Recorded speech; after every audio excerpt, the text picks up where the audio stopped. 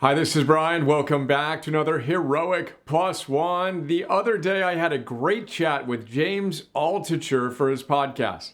Our chat is right up there as one of my all-time favorite podcast interviews I've done from my book.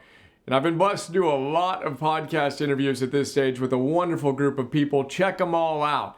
Linked in this Plus One. We got dozens and dozens and dozens of them. Note, the chat I had with Jim Rome for his podcast remains my all-time favorite.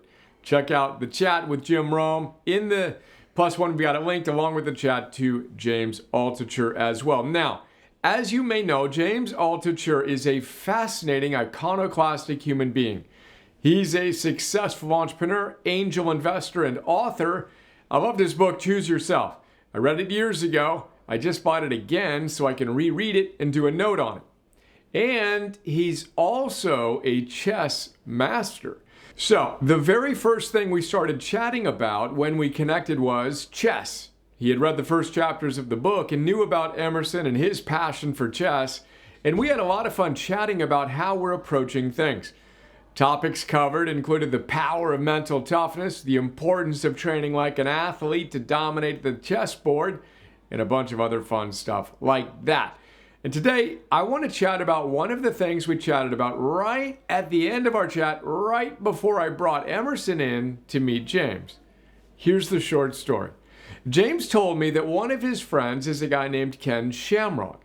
Shamrock is one of the legends of mixed martial arts. He's a former UFC champion and an inaugural UFC Hall of Famer. Now, James told me that when Shamrock was learning a new martial art, he tried to do 3 things to accelerate his path to mastery. First, he'd find someone better than him who could train him to master the new art. Then he'd find someone at about the same level as him so they could train and improve their skills together. Then he'd find someone who was a little less skilled than him so he could teach them what he was learning.